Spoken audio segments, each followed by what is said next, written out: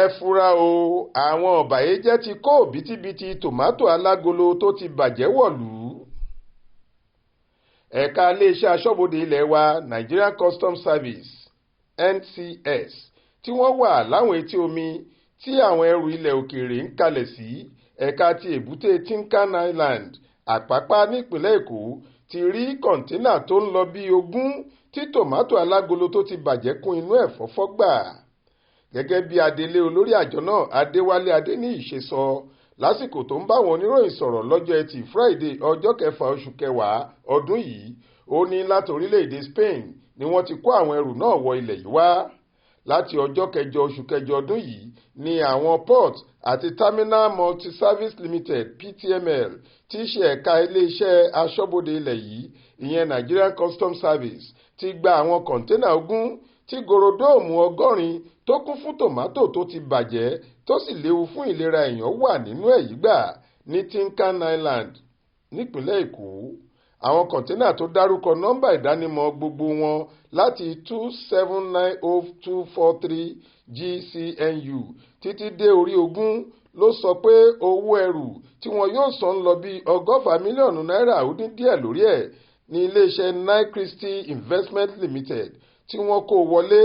parọ́ pé èèpo ara èso kan tí wọ́n ń pè ní almond ni wọ́n kó sínú ẹ̀. Nínú ọ̀rọ̀ tó bá wọn oníròyìn sọ ló ti ní,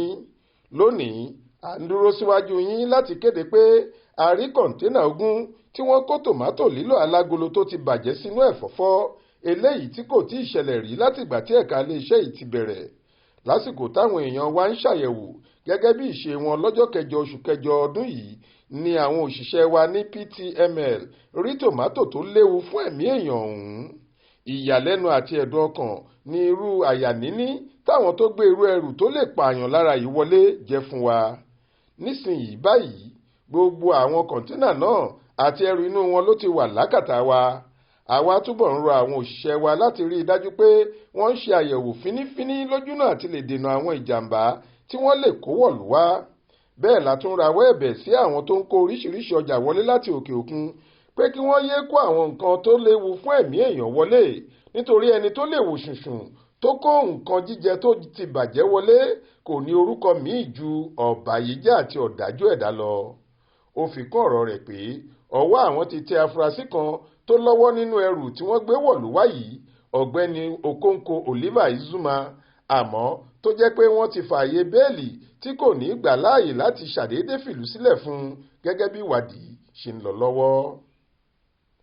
Monísọ́lá Sàká ló ṣàkójọ ìròyìn yìí fún iléeṣẹ́ tẹlifíṣàn Aláròye online. Faith Adébọ́lá ló kà á sétí ìgbọ́ yín.